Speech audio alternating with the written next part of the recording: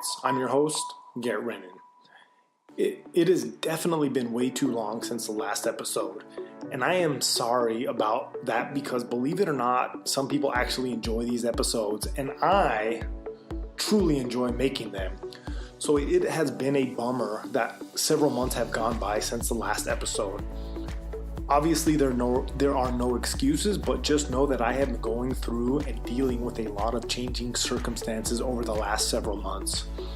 I will discuss more about this in the future, but for now, I want to talk about the nature of reality.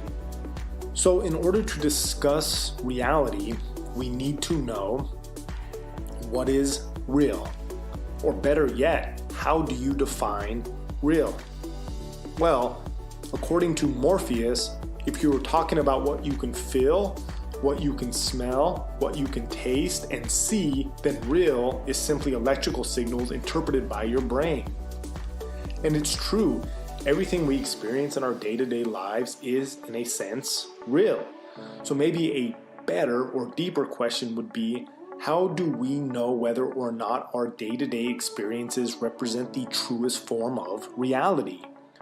Or another way to ask this question would be, how can you be sure that you are not living in some sort of false or fabricated reality? A great movie that tries to tackle these types of questions is The Truman Show. And let me say, if you haven't seen The Truman Show, I suggest you do. Hell, even if you have, it is worth watching again because next to The Matrix and Westworld, it is one of the best movies about questioning the nature of reality. So The Truman Show is about a man named Truman Burbank, who is an unsuspecting star of a reality show called The Truman Show. According to the movie, Truman was selected to become the star of the show literally at birth following an unwanted pregnancy, and as a result, Truman became the first child to be legally adopted by a corporation. Because of this adoption, Truman became thought of and treated just like a product. And we all know that the goal of corporations is to make profits off of their products. So, in order to generate profits from Truman, the corporation created the ultimate reality show, one which was filmed 24/7 using thousands of hidden cameras. So basically, The Truman Show was a reality show where the viewers got to watch someone live their entire life completely unaware that they were in a false reality. And if you stop and think about it, if a show like this existed, it would be absolutely fascinating to watch. Cruel, but fascinating nonetheless. So anyway, because Truman was living in a fabricated reality, it meant that everyone that he has ever come in contact with, including his parents, friends, and neighbors, were simply actors whose purpose was to deceive Truman. Even the city which Truman lived in his entire life was nothing more than a really large television set. So imagine that. Imagine yourself in Truman's shoes. Imagine that your current life is just part of a reality show, or that you are currently residing in some sort of simulation. If this were the case, how would you know? Well, the truth is, it would be really hard for you to know because on one level, your experiences are, in a sense, real. However, just because we consider something to be real does not necessarily mean that we are experiencing the truest form of reality. See, Truman was living in a completely fabricated world. However, as far as he was concerned, that world was real. I mean, think about it. Truman's mom was just an actor. However, to Truman, that actor was his mom. He believed her to be his mom, and he had no other information saying otherwise. In other words, Truman's experiences both created and determined his reality. Which reminds me of one of my favorite lines from the movie. It's when Truman Show creator Christof, talking about Truman, says, "We accept the reality we are given." And it's true, not just for Truman, but for everyone. All of us just accept the reality we have been given. And to be fair, what other option do we have? Remember, our reality is just a product of our experiences, and we can't experience anything outside of our experiences. So the point is, what we consider to be real is simply a product of our everyday experiences. However, like I mentioned earlier, that is no guarantee that these experiences are in fact a reflection of the truest form of reality. So knowing all that, let me ask the question again. How can you be sure that you are not living in some sort of false or fabricated reality? Well, over 1,000 years ago, Plato contemplated the same question when he wrote the Allegory of the Cave. And if you didn't know, the Allegory of the Cave is the inspiration for not only the Truman Show, but also The Matrix, Westworld, and just about any other story that questions the nature of reality. The Allegory of the Cave is about a group of prisoners living in a cave. And as we will soon discuss, these prisoners are only able to see shadows projected on the wall in front of them. Because these people have been trapped their entire lives inside this cave seeing nothing but shadows, they, rightly so, believe and assume that these shadows are an accurate representation of reality. The Allegory of the Cave represents a hero's-like journey of what it would be like to wake up and discover that there is more to reality than initially meets the eye. In fact, the allegory suggests that in order to discover the truth, one must go through 3 levels of reality. And just like in the hero's journey, once the highest level of reality has been achieved, one must venture back down to the base level and help others see the truth. So let's go over these 3 levels of reality in more detail. So the first level of reality is the imprisonment in the cave. This is the lowest level of reality. To understand this level, you need to imagine a group of people who are born as prisoners inside a cave. These prisoners are chained up in such a way that they are unable to move or look around. Because of these restraints, the only thing they can see on the wall, the only thing they can see is the wall directly in front of them. Now behind these prisoners is a fire, and between the fire and the prisoners is a group of puppet masters who, using objects and puppets, cast shadows on the wall in front of the prisoners. These puppet masters also talk and make noise, which echo off the cave walls so that the prisoners believe these sounds come from the shadows. Because these prisoners have only ever experienced these shadows, to them, the shadows are real. The shadows represent reality. Remember what Christoph said. We accept the reality we are given. And the reality the prisoners were given was the shadows. Also, it is worth noting that the puppet masters who control the shadows use this as an opportunity to program the prisoners by teaching political doctrines and agendas. In other words, the shadows are used to create a narrative and instill a belief system within the prisoners. And this should sound very familiar. And it was no different for Truman, who was essentially born as a prisoner in a cave. Actually, it was a large dome television set. However, instead of seeing shadows, Truman saw actors who were controlled by the show's creators, aka the puppet masters. And these actors, with help of the puppet masters, instilled a belief system and created a specific narrative for Truman. Okay, so going back to the allegory, Plato also suggests that very few prisoners ever escape the cave, because escaping the cave is no easy task.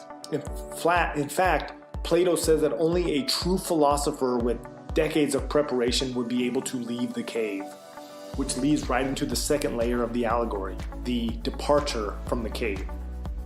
Plato then imagines that one prisoner is freed from his chains and able to look around. This prisoner would be able to see the fire. However, because he has only ever seen shadows, the light emitting from the fire would cause severe discomfort, thus making it difficult for him to see anything else. Because seeing the fire for the first time caused him discomfort, if he were told that what he saw was in fact a truer version of reality compared to the shadows on the wall, he would not believe it. As Plato said, the bright light of the fire would hurt his eyes, causing him to turn away in order to escape the pain. In other words, This experience of pain would make the prisoner want to return back to his comfort zone, back to the safety and familiarity of the shadows. This pain would also cause the prisoner to develop a fear and distrust of the unknown. And as anyone who has ever experienced this fear can tell you, it is extremely powerful. In fact, it is so powerful that it can and will prevent you from seeing, hearing, or believing the truth. Okay, so after the prisoner returns back to the shadows, back to his comfort zone, Plato wants us to imagine that someone then grabs this prisoner and by force drags him past the fire and doesn't stop until the prisoner is removed from the cave, dragged all the way out into the light of the sun. The result would be a prisoner who is scared, angry, and in a lot of pain because the light of the sun would overwhelm his eyes, causing him to go temporarily blind. However, after some time, the prisoner's eyes would eventually adjust to the light of the sun, allowing him to see an entirely different world. After some time, he would be able to see people, trees, mountains, lakes, rivers, and even the sun itself. And at night, he would be able to see the stars and the moon. Compared to the shadows, this new world would not only seem magical, it would also be a much better representation of true reality. I mean, imagine the difference between once only seeing shadows to now seeing nature in all of its glory. It would be a life-altering experience, one in which you could never go back. Think about it. After discovering a truth like this, how could you go back to the shadows? The answer is, you could not go back. Some discoveries change your perspective so much that you can never go back to your old belief systems. In fact, after having one of these life-altering experiences, all you can do is share your knowledge and help guide others to the truth. And that's exactly what the freed prisoner did after seeing the real world. He felt the urge to help bring the other prisoners out of the cave and guide them into the real world. And this is part of the hero's journey. The hero leaves his comfort zone, ventures out into the unknown, acquires some sort of gift, usually in the form of knowledge, and then returns home, back to the comfort zone to give his gift to others, which leads right into the third level of the allegory, the return to the cave. So, as the newly freed prisoner returns to the cave, he ironically becomes blinded again. Although this time it is because his eyes have now become accustomed to sunlight. So the prisoners, the people who have never left, seeing the returning prisoner unable to see in the darkness would assume that the journey out of the cave was dangerous and harmful. This belief of danger and harm would cause the prisoners to become extremely fearful and distrusting of leaving the cave. In fact, Plato argues that they would become so fearful that, if possible, these prisoners would physically harm or even kill anyone who attempted to take them out of the cave. What this means is that because of fear, people can and will become angry and even violent when presented with the truth about reality, which leads back to the Matrix. And you should know this by now, it always leads back to the Matrix. So Morpheus, when explaining the truth about the people in the Matrix, said, "The Matrix is a system, Neo, and that system is our enemy. But when you are inside and you look around, what do you see? Businessmen, lawyers, teachers, carpenters, the minds of the very people we are trying to save. But until we do, these people are still a part of the system, and that makes them our enemy. You have to understand that most of these people are not ready to be unplugged, and many of them are so inured, so hopelessly dependent on the system that they will fight to protect it." So the businessmen, lawyers, teachers, and carpenters represent the prisoners in the cave, and Morpheus represents the newly freed prisoner, the one who has returned to deliver the red pill. However, prisoners, be it the prisoners in the cave, prisoners in the Matrix, or anyone for that matter who is currently trapped in a system of mind control, will always be a danger to the person trying to free them. Which is absolutely crazy, but 100% true. And just think about it. How many times have you heard someone repeat a narrative that you knew was untrue, or at the very least has some inaccuracies and unanswered questions that the person refuses to acknowledge despite the evidence being fairly clear? Well, if you've ever been in this situation, you will notice that upon further questioning of their narrative, they will quickly become angry, dismissive, aggressive, and even violent. It happens all the time. Just look at social media. Just look at the social media comments about any of the hot button issues such as health protocols or politics. Okay, so with all that in mind, you might be wondering if you are currently imprisoned in a false reality. I mean, it's the ultimate question, right? I mean, how much of your day-to-day experiences represent true reality and how much of it is staged or scripted like the Truman Show? Well, think about your life. One day, you just popped into existence. You just spontaneously appeared into this reality. You probably don't remember anything about your birth. You were just told that you were born on a certain date, at a certain time, in a specific place. You were also told that this world that you just showed up in has been around for billions of years, and that you are a product of millions of years of evolution, with hundreds of thousands of those years being specific to human evolution. And that during these hundreds and thousands of years of human evolution, you have been told about the rise and fall of different civilizations and empires. You have been told about different religions and ideologies. You have been told about many wars, including world wars. You have been told about the advancement of technology. You have been told about the downright evil behaviors and atrocities that humans have afflicted on each other. Basically, from the moment you were born, you are told a specific history about all these things that happened before you got here, which have been responsible for the current conditions of your present reality.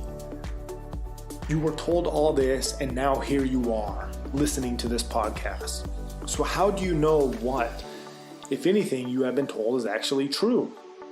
How do you know you're not living in the Truman Show, and that the narrative you've been told has been given to you so that you may be controlled, manipulated, or used for the benefit of others, just like Truman? Well, if you are completely honest with yourself, the answer is you have no idea what is true and what isn't. And how could you? Just like Truman, Neo, and the prisoners in the cave, you too were born into a world that was created without your knowledge or awareness. You just appeared into a system that has been in operation long before you got here.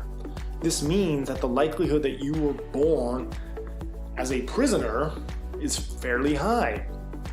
However, just like Neo, Truman, or the freed prisoners from the Allegory, we also have the ability to free ourselves from our prison. But in order to do so, we must be willing to face the unknown and have our world be completely turned upside down. Just think about how Truman felt when he discovered his entire world was a fabrication. Think about how Neo felt when he learned that humans were trapped in the Matrix by machines and harvested for their energy. Or think about how terrified and confused the prisoner must have been after being pulled out of the cave.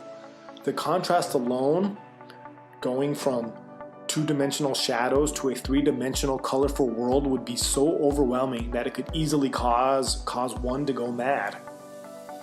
I mean, anyway, the point is that the process of waking up, the process of expanding your consciousness, and the process of escaping your false reality prison can be a lonely, dangerous, and absolutely terrifying journey. Yet, it is a journey worth taking because the truth, as they say, will set you free. This is because as you discover the truth, you simultaneously gain more knowledge and a better understanding of how the world actually works. And the more you understand about how the world works, the better equipped you become at making informed choices and decisions. And well, better choices lead to a better quality of life. At least that's the theory. So, if you were one of the few people willing to step outside of your comfort zone and begin the process of freeing yourself from your prison, I salute you, and I want you to know you are not alone, and I encourage you to keep up the good fight. Alright, see you on the other side.